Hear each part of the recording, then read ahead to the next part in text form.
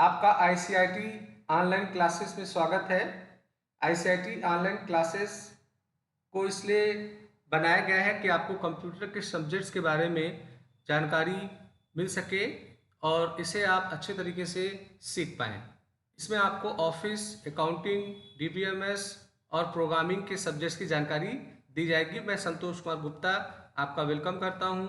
अगर आपको मेरा वीडियो अच्छा लग रहा हो तो आप इसे किसी को शेयर बटन पर क्लिक करके शेयर कर सकते हैं, लाइक बटन पर क्लिक करके लाइक कर सकते हैं, सब्सक्राइब बटन पर क्लिक करके बेल आइकन पर जरूर क्लिक करिए, जिससे कोई नया वीडियो अगर मैं बनाऊं तो उसका अलर्ट आपको तुरंत मिल जाया करे।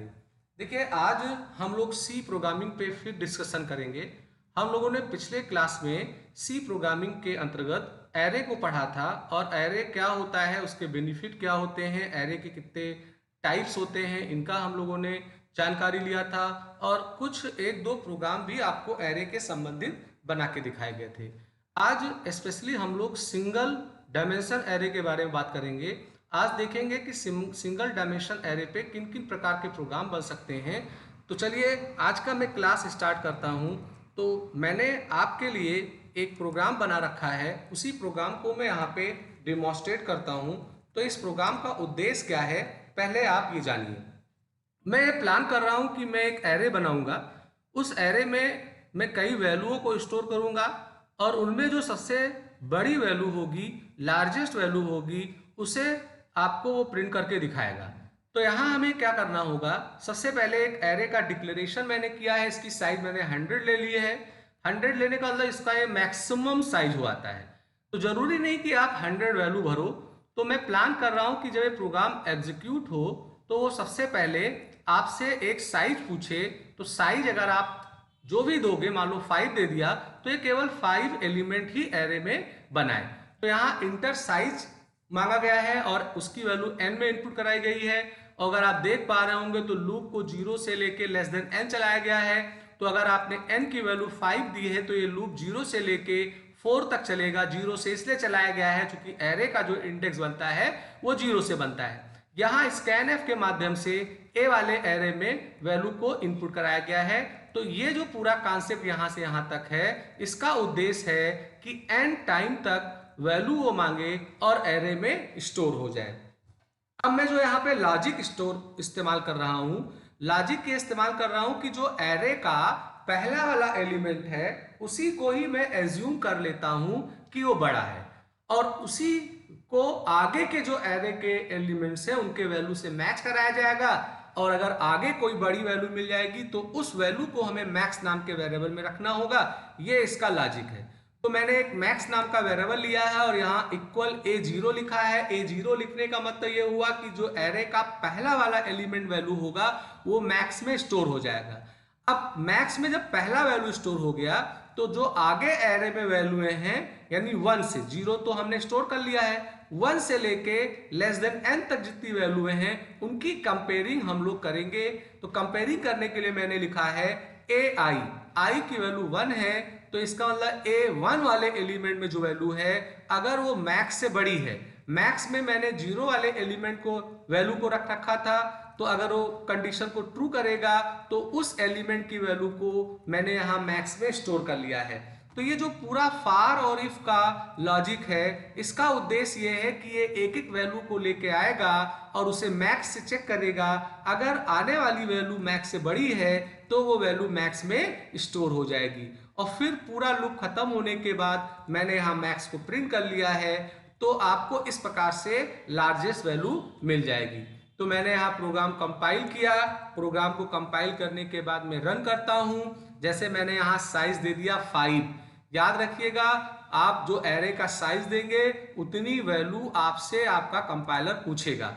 अब आपसे जो वो पूछ रहा है वो एरे की वैल्यू पूछ रहा है। तो मान लेते हैं मैंने एरे की वैल्यू 5 दे दी, यहाँ पे मैंने 3 दे दी, मैंने 9 दे दी, मैंने 4 दे दी, मैंने 7 दे दी, मैंने यहाँ पर मैं फिर से रन करता हूँ, यहाँ 5 दे दिया, 1 वैल्यू, 2 वैल्यू, 3 वैल्यू, 4 वैल्यू और 5 वैल्यू। तो आप देख पा रहे होंगे यहाँ पर वो बता दे रहा है कि जो लार्जेस्ट वैल्यू है वो 8 है। तो ये काम कैसे कर रहा है आप देखिएगा। जैसे पहली वैल्यू मैंने 5 दी, तो तो 5 जो है वो A0 वाले एलिमेंट पे गया, तो मैक्स नाम के वेरिएबल में मैंने पहले 0 वाले एलिमेंट की वैल्यू को रख लिया है। अब मैक्स की वैल्यू 5 है। अब फार लूप में मैंने जो इफ लगाया है उसमें मैंने लिखा है एरे के पहले वाले एलिमेंट की वैल्यू को मैक्स से मैं कंपेयर कर रहा हूं, तो जो आपका एरे ए है उसके 1 एलिमेंट में 8 है, तो 8 मैक्स से कंपेयर होगा, तो चूंकि 8 5 से बड़ा है तो कंडीशन ट्रू हो गया, तो अब आपके मैक्स में 8 स्टोर हो जाएगा। अब ऐसे वो आगे की वैल्यू निकालेगा, आगे की वैल्यू अगर मैक्स से बड़ी हो जाएगी तो वो वैल्यू हमारे एरे में स्टोर हो जाएगी। तो इस प्रकार से आपको लार्जेस्ट वैल्यू यहाँ पे मिल जाएगा। अब अगर आप प्लान कर रहे हैं कि हमें लोएस्ट वैल्यू पाना है, तो लोएस्ट वैल्यू पाने के लिए कुछ नहीं करना है, जहां आपने ग्रेटर देन लगाया है यहाँ आप लेस देन लगा दीजिए।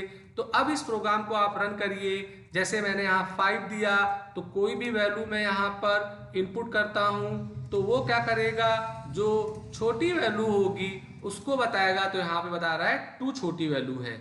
और अगर आप प्लान कर रहे हैं कि मैं लार्जेस्ट भी पाना चाहता हूं और लोएस्ट भी पाना चाहता हूं, तो जहां मैक्स है यहां आप मिन ले लीजिए, 2 वेरिएबल, और जैसे आपने मैक्स में यहां पर A0 की वैल्यू रखी है, ऐसे मिन में भी आप A0 की वैल्यू रख लीजिए। और यहां आप जैसे मैक्स के लिए एक कंडीशन लगा रहे थे, ऐसे ही एक इफ आप और लगाइए, इफ AI की वैल्यू लेस देन होती है मिन से, तो यहां पर आप क्या करिए कि मिन के अंदर आप अपने AI वाले वैल्यू को स्टोर कर लीजिए। तो अभी क्या हो रहा है कि मुझे मैक्स भी पाना था और मिन भी पाना था, तो सेम वही लॉजिक है, बस मैंने किया क्या है कि 2 बार मैंने इफ लगा लिया है। अब यहां से मुझे जैसे मैक्स को मैंने प्रिंट किया है, ऐसे ही मुझे प्रिंट करना होगा यहाँ पे मिन को। तो मैंने यहाँ पर हेडिंग को हटा के मैं यहाँ पे मिनिमम कर देता हूँ और यहाँ पे मिन नाम के वेरिएबल को प्रिंट कर देता हूँ। तो अब जब आप प्रिंट करेंगे कंपाइल करके इसको, तो देखिए क्या हो रहा है। मैंने कहा मुझे 5 वैल्यू देना है, एक 3 हो गया, एक 9 हो गया, एक ऐसा कोई वैल्यू हो गया, तो ये वैल्यू मैंने भर दिया। तो देखिए बता रहा है 88 लार्जेस्ट वैल्यू है और 3 लोएस्ट वैल्यू है।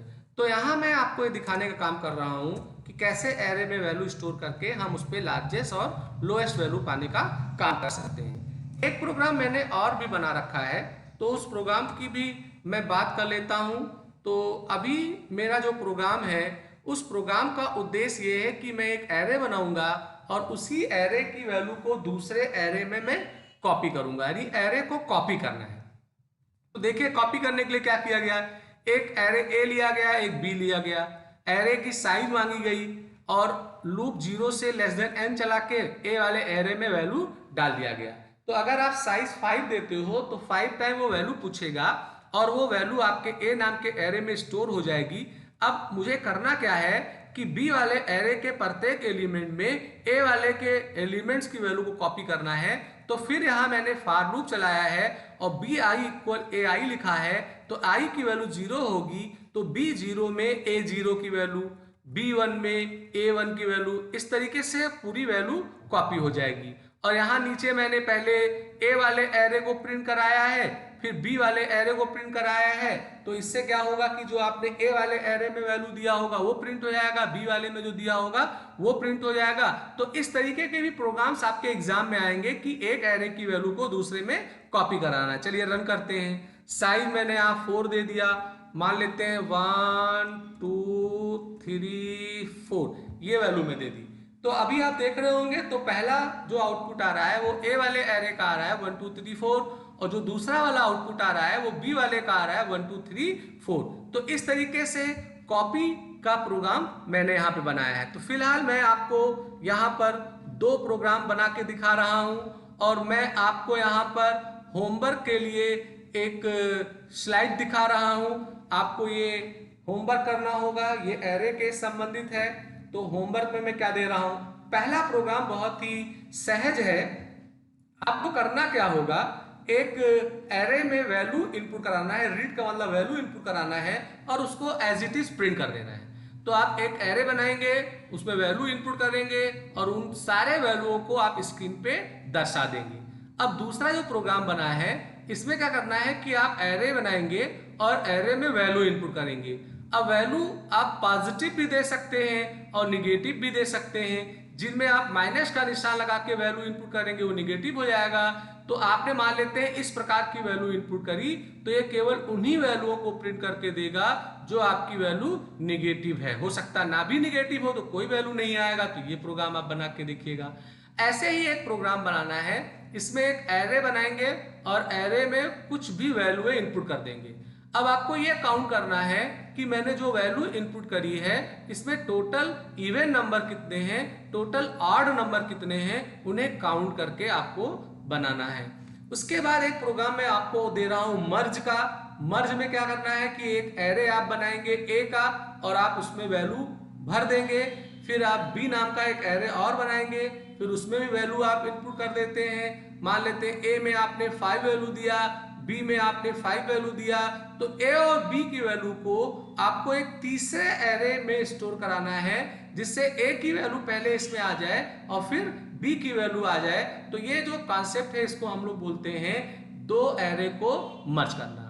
तो ये मैं आपको 4 प्रोग्राम दे रहा हूं, इन 4 प्रोग्राम को आप बना के देखिएगा और अगर कोई आपको असुविधा होगी तो उसके लिए आप मुझसे क्वेरी कर सकते हैं। आज मैंने आपको सिंगल डायमेंशन के बारे में बताया है और कुछ एक्सरसाइज भी दिए हैं। कल का जो मेरा क्लास होगा उसमें मैं डबल डायमेंशन एरे के बारे में बात करूंगा। डबल डायमेंशन एरे बहुत ही इंपॉर्टेंट होता है, इसमें स्पेशली मैट्रिक्स के प्रोग्राम बनते हैं। अगर आज का वीडियो आपको अच्छा लगा हो तो आप इसे जरूर लाइक करिए, आप इसे किसी को शेयर भी कर सकते हैं। आज का क्लास यही समाप्त होता है। आज के क्लास में अगर आपकी कोई क्वेरी है तो आप इस वीडियो के नीचे कमेंट में भी उसे लिख सकते हैं। आपका दिन शुभ हो। Thank you.